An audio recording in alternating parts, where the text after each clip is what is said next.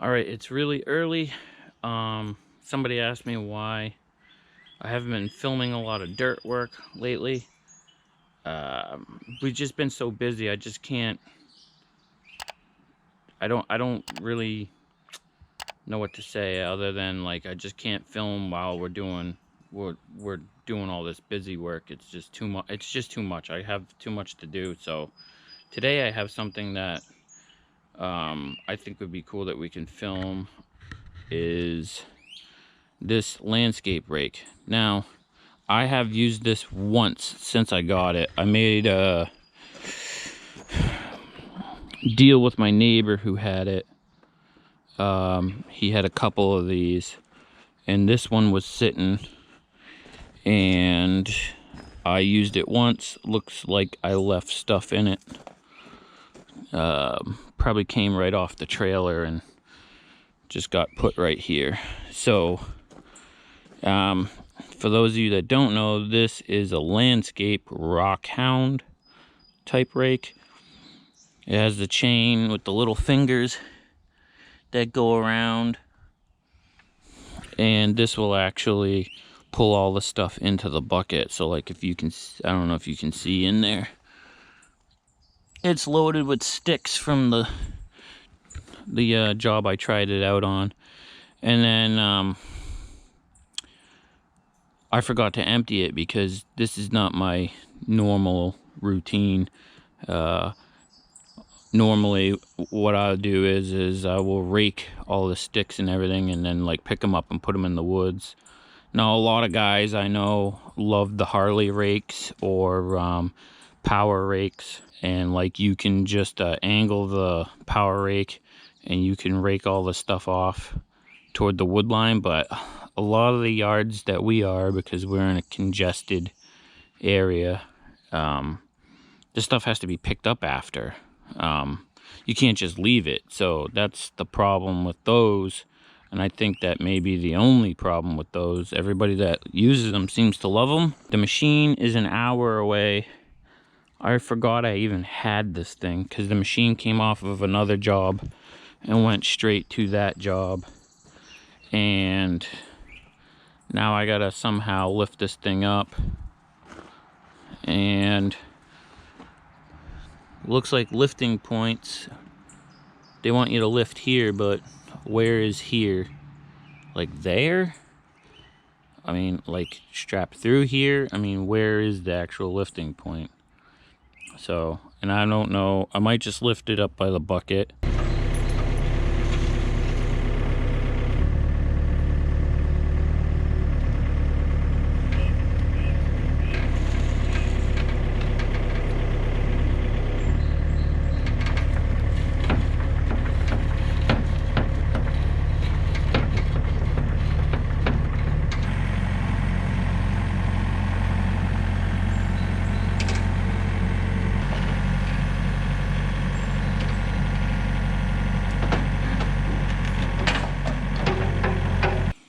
I don't know if you can see, but there's the link is missing for this one, and the one on the end, there's 3 chains in here. That one's fine, but that one's a problem. I got brand new links for this. Go over the top right there.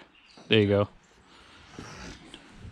So I'm gonna get the links for that, and then I'll probably put them, we're gonna strap this down, and then we get an hour drive, and then I'll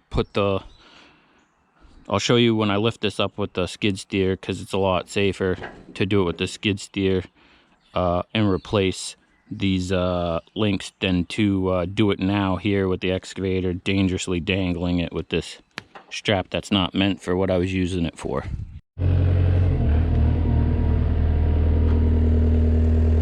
Alrighty, so we're hooking up the power rake, huh? Yeah. Cool, cool. Which I want to try something. So my neighbor who I got this off of, it's the same neighbor that we were just redoing the boards for on his trailer. Wish I had a rag. I don't like to put these on dirty. I got this power rake off of him, like I said earlier. And he was telling me that this thing will knock down the soil. We tried it on a job and it worked great. I wasn't that great at using it in the beginning. I'm gonna get a rag real quick. All right, so I got a rag and I cleaned these off because dirt will grind these out. So you really want to keep these clean when you make these connections. If you don't have a rag, use your sweatshirt or something, but do not put those in with dirt on them. You're just asking for trouble. So, funny thing is, there's a Kubota place down the street that has all kinds of attachments out front. So I thought, you know, attachments are attachments, so they're obviously gonna sell parts. But the guy, I was interested to find out that you buy all your parts for this Rockhound, you can buy, he says they're like Bobcat parts. So,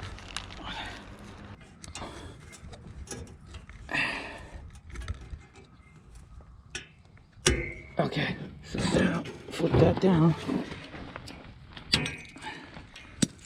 like so, and then put this link through here and there. You gotta do them at the same time, like that. We got 2 little cotter pins.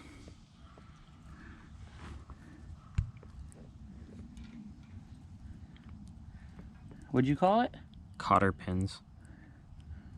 You're from New England, buddy. Cotter. Cotter. Cotter pins. Cotter pins. Cotter pins. No, that's not even going through. Yeah. Come on. Come on, babies. Nah, you flared the end. You gotta tap it, not... I'll give it a Ric Flair. Hey, you flared the end. So now it's... You gotta squeeze it back. No, the thing won't go in because the little rolly thing on the... Yeah, I see.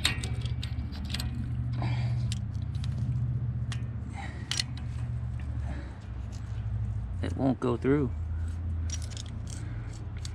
Damn it, Bayless. Go in your home. It's your home. Don't you want to go in your home? Try the other one first. The other one looks like it's got plenty of space. I'm gonna try it this way. Did it work? Fancy. Yeah, it's through. Okay. Not all the way, but it's fine. Through. Oh, there we go. All the way.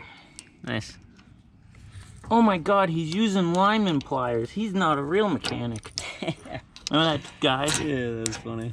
That was making fun of me for using needle nose pliers. Is that left one? Damn it. I represent the ASC certification board, and you, Mr.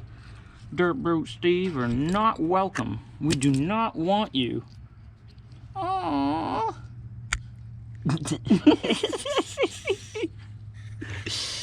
How dare you use the wrong pliers? Damn you.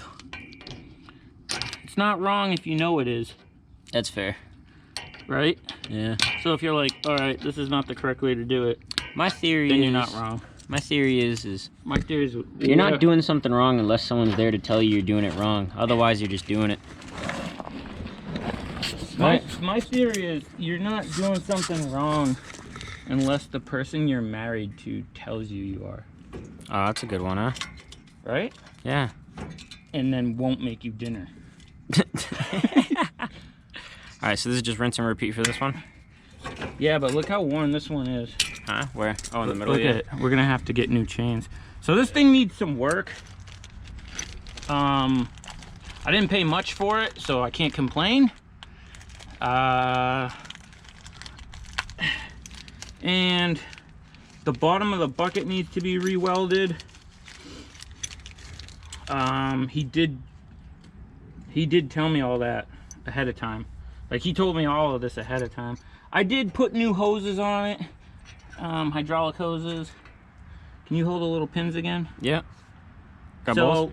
Alright, cool. he told me that this thing had been sitting for a few years because he got a new one. So, with that being said, he says it's gonna need some work. And I said, no problem. Because these things brand new are not cheap. A friend of mine just bought one and he said it was like 9 grand, 80 something $100 maybe. But all right, Bryson's gonna have to help me. Real quick before the camera dies, I figured I'd just show you guys. This is what we got to do with the GoPros. Like, I don't know how often, but I bought a bunch of batteries a few months back. You see I got a bunch of them in here. It's not practical to bring a charger, so I just charge a bunch of batteries, and then we bring the batteries and swap them out throughout the day, because I know those of you who have been watching the channel for a long time now know that these GoPros suck on battery, especially in the cold for some reason. They'll die like full battery in maybe 20 minutes in the cold. But yeah, just got a bunch of them. We just keep them on hand. You know, before I got this from him, he told me I was gonna have to re-weld the bottom of the bucket. That's okay, we'll make a video on fixing this up. So the way that this works is, let me put it down. I just wanted to show you that.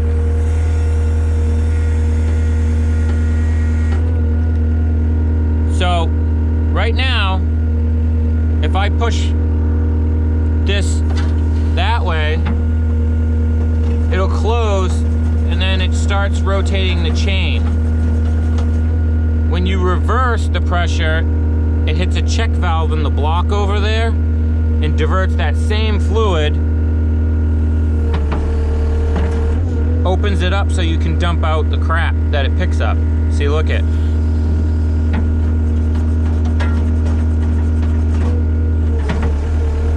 So that's it for functions. Now, he told me that you can use this to knock over piles, and it will knock them over, and it will put the highs with the lows. So I'll give the camera back to him and we'll try it out. This is the second time I've used it. I have not used it trying to level out little mounds of soil, and this is light and fluffy, so it's probably perfect.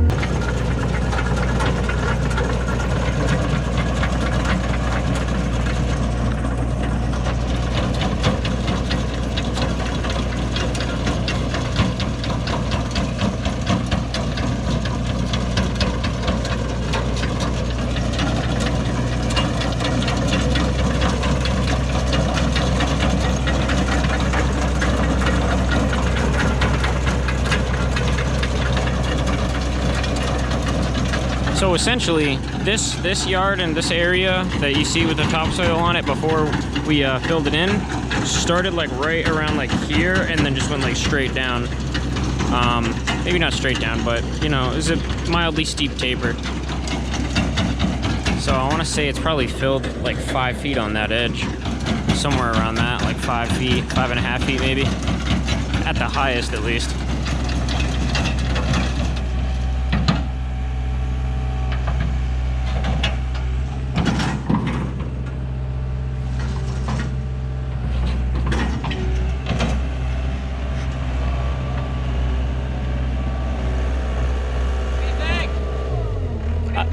I think it's solid. I think you definitely gotta fix the bucket flopping around. Oh, you think? Look at the bucket broken. All right, hold on, right? Yeah. Yeah, you can see the bottom of the bucket flopping around like that. The only thing of it is I'm trying to get some stuff up here, and then what I'm gonna do is I'm gonna reverse, and then I'm gonna go out, because I like the back blade, or do everything like facing out of the job. Yeah.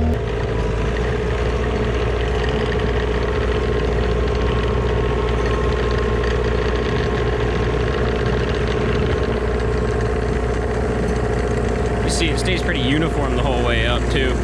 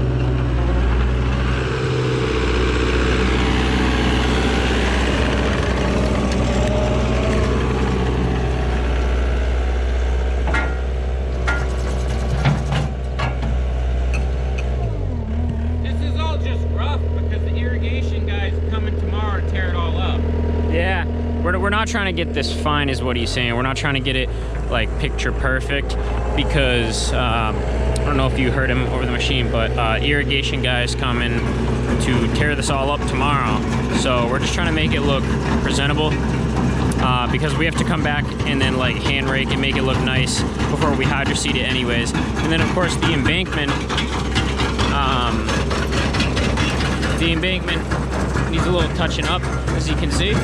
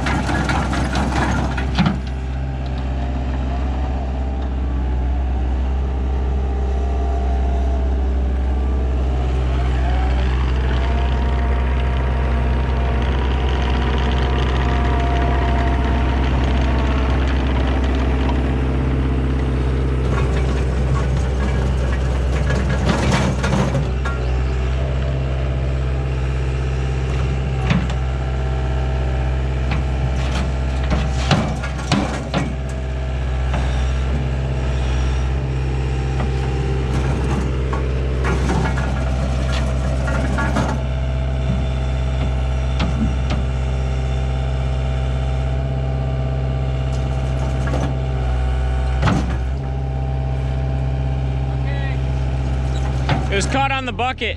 Huh? It was caught on the bucket. I don't know what I did, but I'm not doing that again. Yeah, don't. You know when the pizza box gets caught trying to put it back down? You know when you open the pizza box and then you have to fold the lip to put it back down? Yeah. That's what just happened. But the lip... Yeah, but Hawaiian? Nah, margarita. Yeah. I'm hungry now. Hawaiian pizza's not allowed. Pineapple on pizza? Yeah. Fruit doesn't... I once saw someone put strawberry on pizza. No, thank you.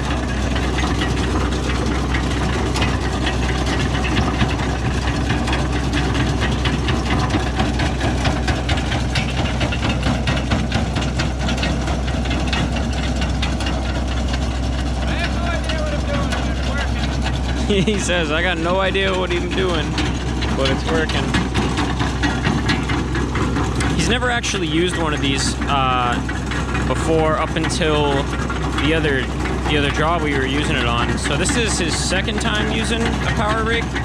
I'm still yet to use it. I'd probably be all over the place with it.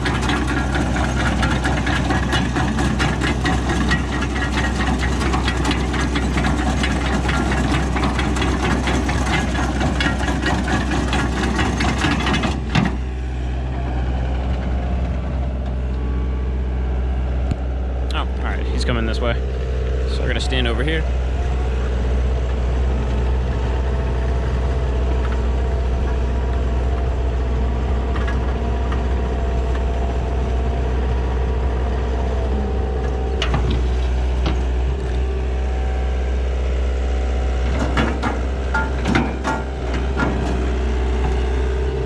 There's not a lot of stuff in the soil. It's good. Yeah, it is really nice loam.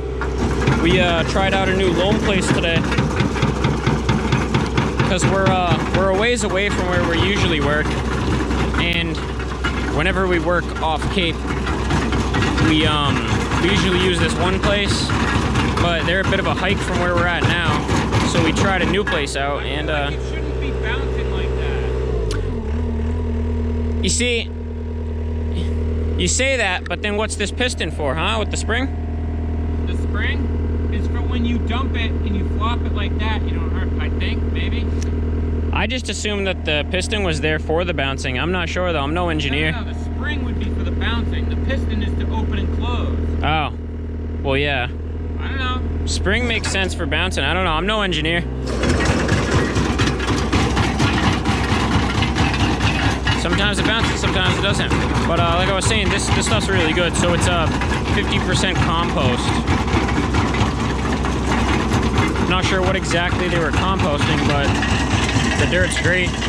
Black dirt, topsoil, loam, whatever you guys want to call it.